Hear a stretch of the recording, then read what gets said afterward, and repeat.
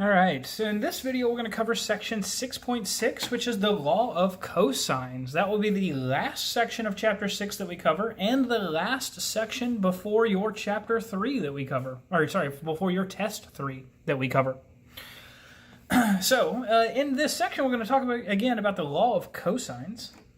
In any triangle ABC, we have these three formulas that will be true.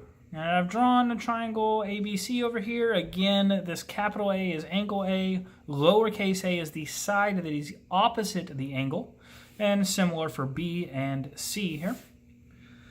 And these three formulas are A squared is equal to B squared plus C squared minus 2BC times cosine of that angle A.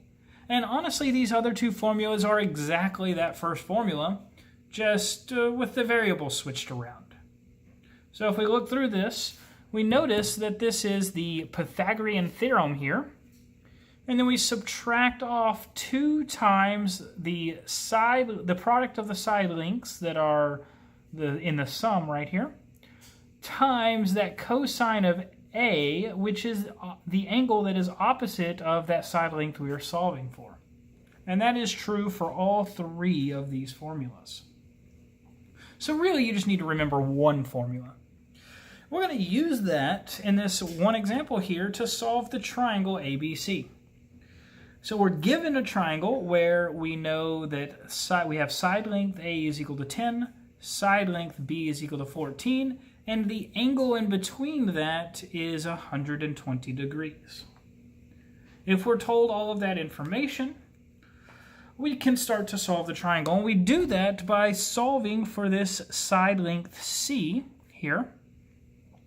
So our formula is C squared is equal to A squared plus B squared minus 2AB times cosine of that angle C. Right, and that's just pulling the formula from up here. And we can plug all of those parts in. Well, side length A is 10, so this is 10 squared, plus 14 squared, because B is 14, minus 2 times 10 times 14 times cosine of 120 degrees.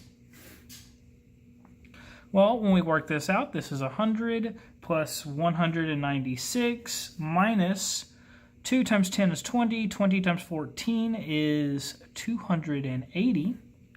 And cosine of 120 degrees is negative 1/2.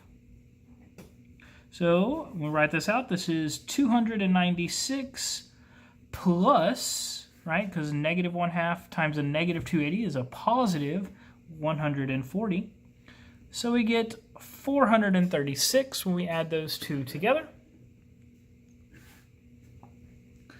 And so C squared is equal to 436, which implies that C is equal to the square root of 436, which is approximately 20.88.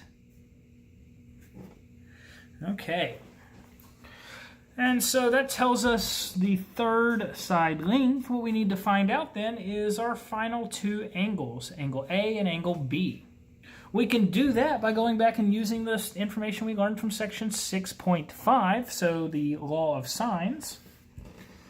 So here we say sine of A is equal to, sine of A divided by 10 is equal to, and now we need to use the ratio of sine and the side length opposite of that sine. But we need to use the one that we know both parts of. So we know both the angle C and the side length C now, based on what we just did. So sine of A over 10 is equal to sine of 120 over 20.88. Right? We could not have used B here because we didn't know what sine of B was, since we don't know what B is. So we worked this out, and this tells us that sine of A is equal to 10 times sine of 120 divided by 20.88.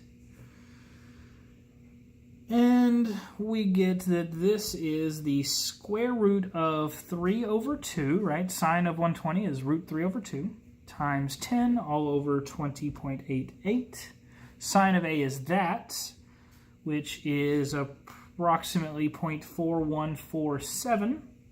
So A is equal to the arc sine, or sine inverse, of 0.4147. Just plug this into your calculator, and we get that that is the angle 24.5 degrees.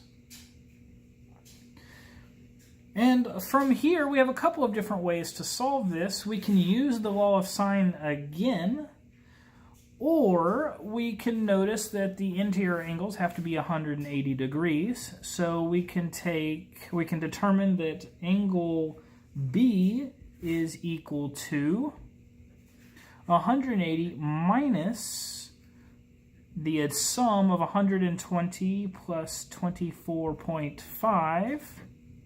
This is 180 minus 144.5. So this is 35.5 degrees. And so our final final angle there is 35.5 degrees. And that's it. We have solved this triangle. We found the remaining side, and we found the remaining two angles. So that's it for section 6.6. Thank you.